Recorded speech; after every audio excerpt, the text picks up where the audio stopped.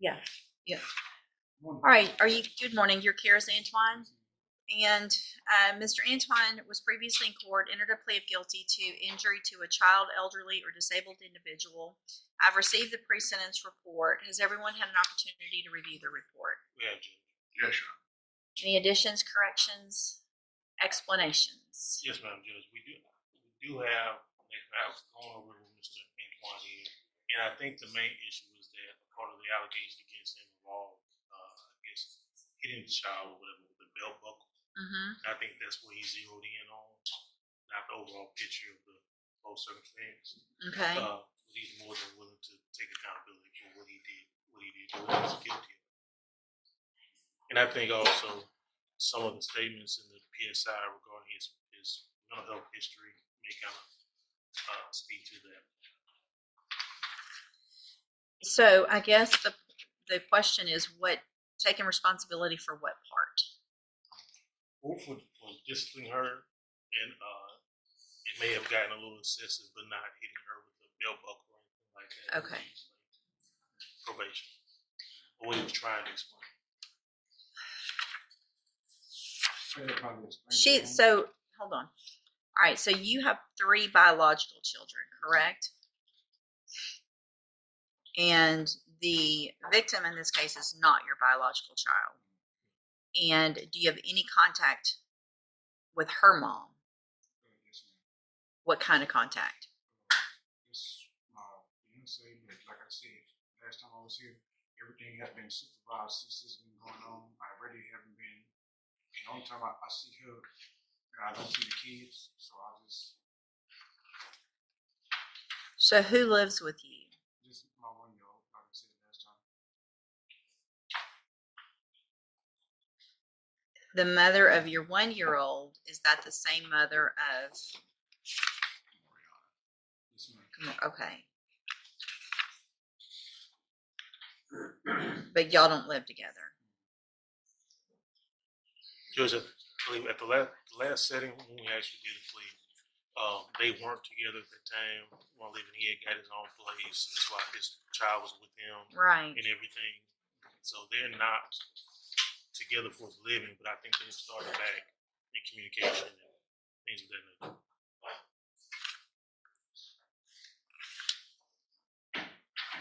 I guess I'm concerned about what that means in the future, because I don't want, well, it says no unsupervised contact.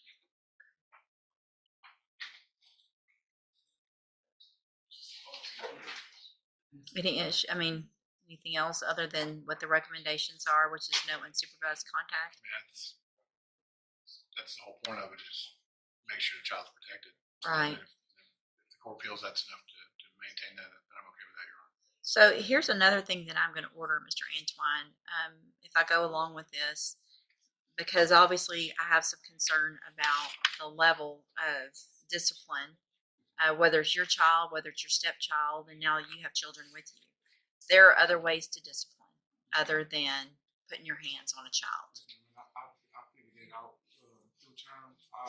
I wouldn't even your own children. You cannot put your hands on your own children. Okay. This is my first time being in real trouble, and I don't get in trouble. Your Honor, Ms. Gibson, the mother of the child, is in court if you wanted to hear from her.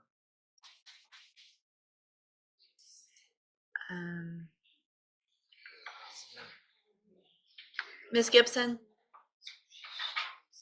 come up, please.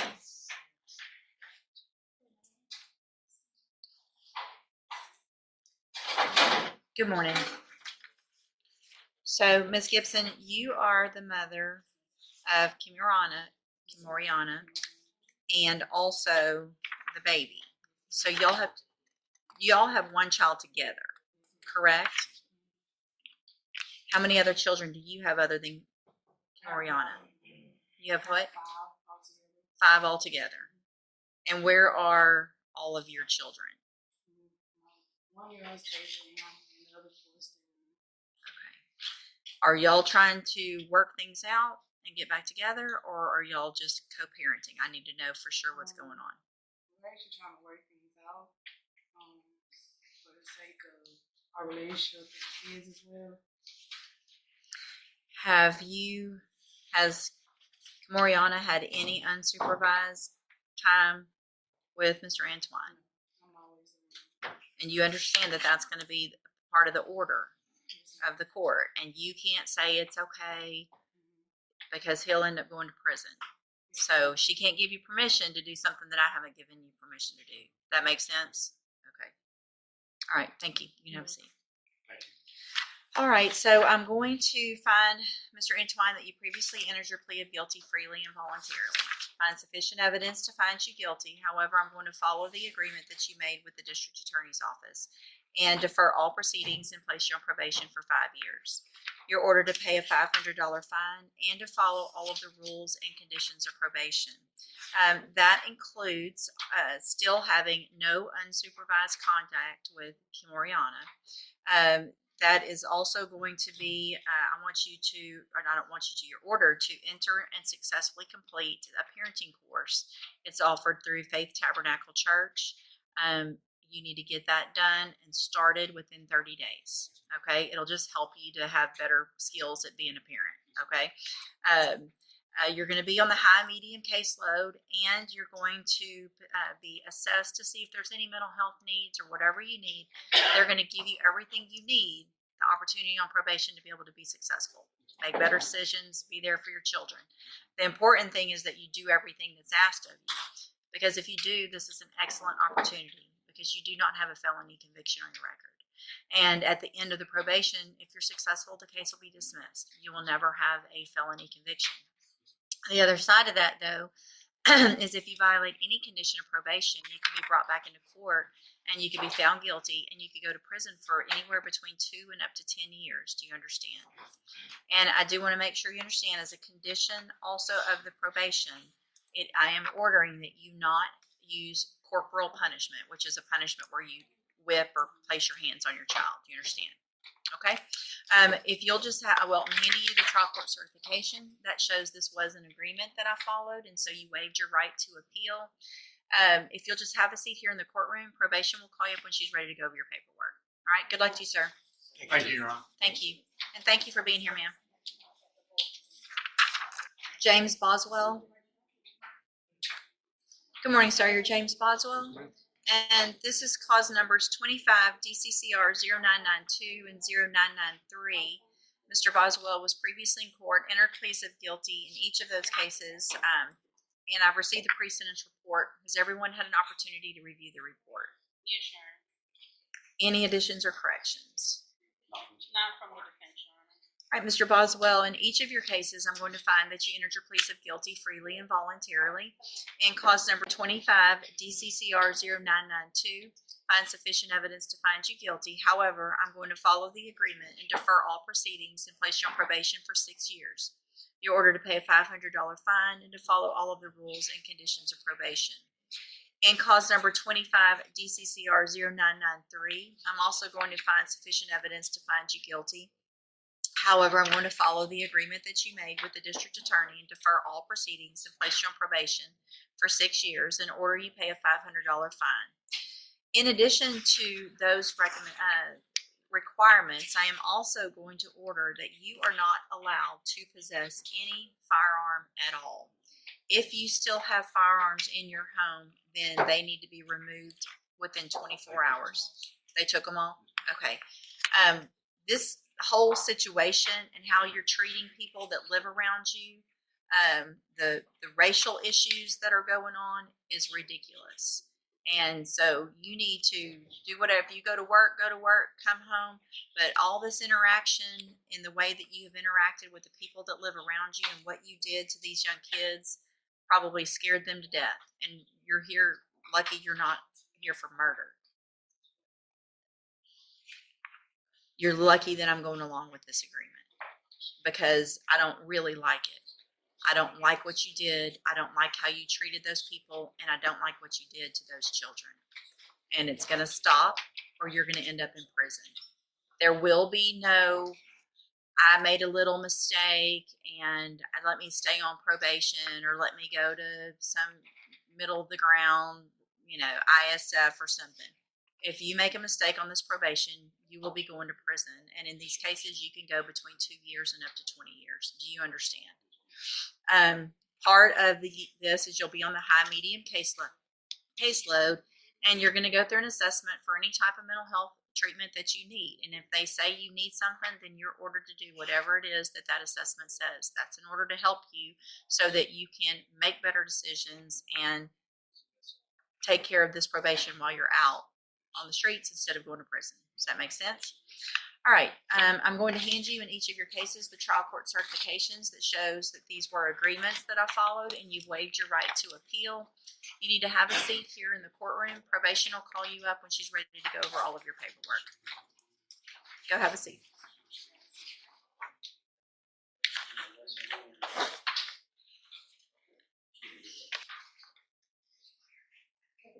You have sweatpants on?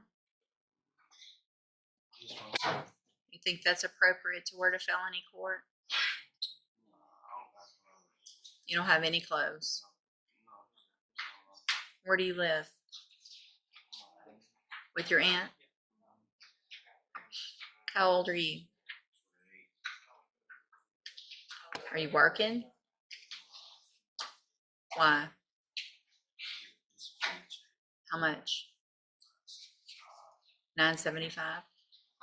If I test you today, you can have anything in your system? Yeah, have a seat in the jury box.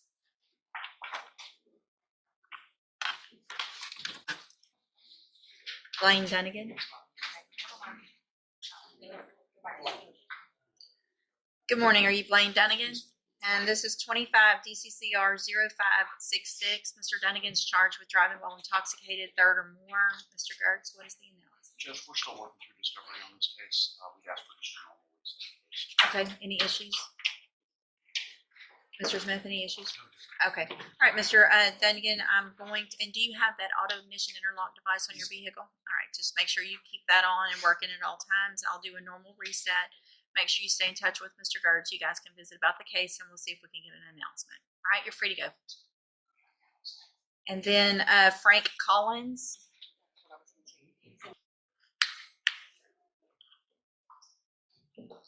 Good morning, ma'am. Are you Edmund A. Latulis? Stand up, please. And Ms. Latulis, you were previously in court, entered a plea of guilty to the state jail felony offense of abandoning or endangering a child. I've received the pre-sentence report. Has everyone had an opportunity to review that report? Yes, Yes, I have, Your Honor. Any additions or corrections? Nothing from the state. All right, ma'am, I'm going to find that you entered your plea of guilty freely and voluntarily. Find sufficient evidence to find you guilty. However, I'm going to defer all proceedings and place you on probation for 5 years. Order that you pay the $300 fine and to follow any rules and conditions of probation. Part of those rules and conditions is that you attend grief counseling. I don't know if you've already started that. You can talk to probation about where you can do that. It's very important because of what happened that you don't allow the grief of that to make you kind of go down the wrong path. You need to be there for your other children. I want you to be successful on this probation, and that's part of the reason that that's going to be ordered is to help you, okay? If you do everything you're supposed to while you're on this probation, this is an excellent opportunity, and I have no doubt that you will because you don't have a felony conviction on your record. And if you successfully complete it, the case gets dismissed at the end. The other side of that, though, is if you do violate any condition of probation, you can be brought back into court. You could be found guilty of the offense and go to the state jail prison for up to 2 years. Do you understand? I am handing you the trial court certification that shows this was an agreement that I followed, and so you waived your right to appeal. You need to have a seat here in the courtroom. Probation is going to call you up to her desk to go over your paperwork in just a few minutes. Good luck to you, ma'am. Thank you, Your Honor. And Anthony Salvato.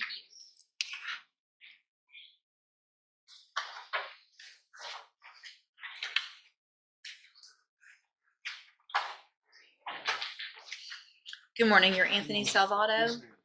and Mr. Salvato has a motion to revoke probation. What is the announcement?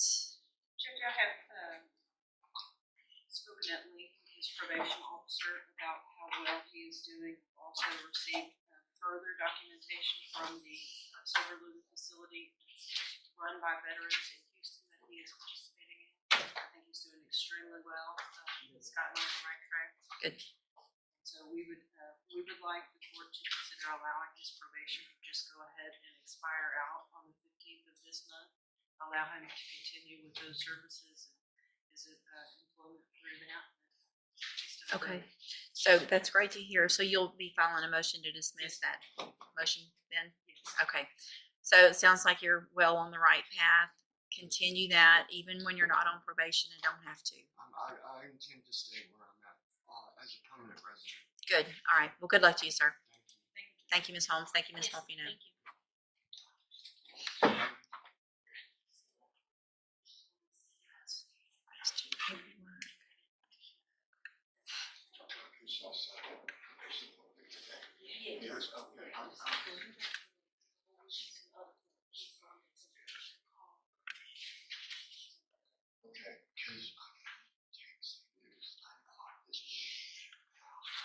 That's fine. All right, so you're Raquel Glover, and this is 24 DCCR 0. Rewritten. If you're enjoying this, look inside Real Courtroom Drama. Make sure you hit that subscribe button and turn on notifications. We cover the latest and most intense cases every week, so stay tuned for more. And what is the announcement? That's right, right. Tell him to shush. Mr. Kimmler, ready?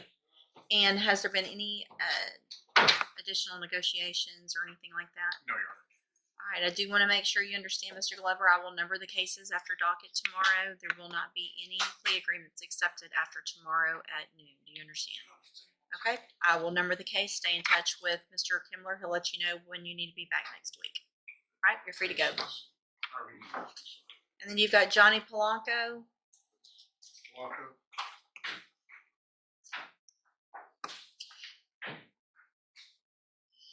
This one will probably end up getting Okay. Uh-huh. So I need to put it on a review, take it off the trial docket. All right, so I'm going to move Mr. Polanco's case to a review docket in about 45 days to give the state time to get whatever else done or filed on any new offense, and that'll give you some time to try to get up to speed, and we'll get an announcement at the next court date. Stay in touch with Mr. Kimmler. He'll let you know when you need to be back. If you'll make a notation on that their feds didn't take a case, so they're going to do it here. A new case. Yes. Kaylin Salazar. Okay, I'll hold it. I don't see it yet. Do you have paperwork yet on Kaylin Salazar? Okay. Richard Robb.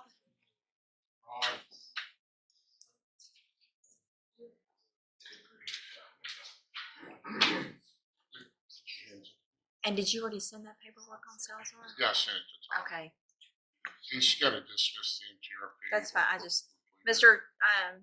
Coleman, y'all still working on paperwork on Salazar? Yes, Judge, I'm doing it right now. Okay, thanks. All right, sir, you Richard Robb? And this is 24 DCCR 2170. Mr. Robb is charged with theft of property, and what is the announcement? Your Honor, I think the state and we've reached an agreement where Mr. Robb will take a plea of 3 days county on misdemeanor production, lesser included, but he needs, I guess, some time to, he's got a day credit, so I don't know how that would handle it over to the jail. He may have to do a day. So I asked him, we can do that.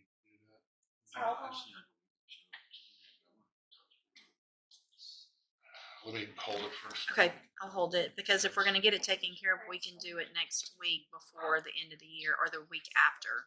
But then that's it. So y'all go visit real quick, and then if it works out, go ahead and do the paperwork. We can do the plea, and then that way it's already in. Just let him. And then, well, no, then we can come back and do sentencing. He would go from here.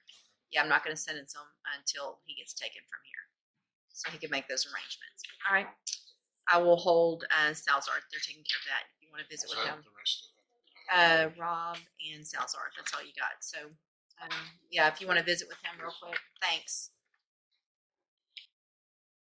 Rewritten. Let's break down what happened in Judge Raquel West's courtroom today. We started with Caricia Antoine, who pleaded guilty to injury to a child. She was sentenced to 5 years of probation, a $500 fine, and and required parenting classes, along with strict no-contact conditions. Next was James Boswell, who entered 2 guilty pleas and received probation, fines, firearm restrictions, and mandatory mental health assessments. Judge West made it very clear any violation could expose him to up to 20 years in prison. Edmund Latellis pleaded guilty to abandoning or endangering a child and received 5 years probation, a $300 fine, and grief counseling as part of preventing future jail time. For Anthony Salvador, a probation revocation was considered, but due to strong progress in rehabilitation programs, the judge allowed him to continue treatment rather than revoke his probation. Richard Robb, charged with theft of property, is awaiting final plea resolution, with slight changes to his jail status. Johnny Polano's case was moved to a review docket in 45 days so the state can finish the necessary filings. Rafael Glover is scheduled for jury selection next week, and Judge West confirmed that no additional plea agreements will be considered after the current deadline. Cain Salazar's paperwork and filings were discussed, though details at this stage were brief and procedural. And finally, Patricia Benton's case was dismissed in full. Judge Raquel West emphasized that following probation terms and staying on top of court orders is critical because failing to do so can bring serious consequences.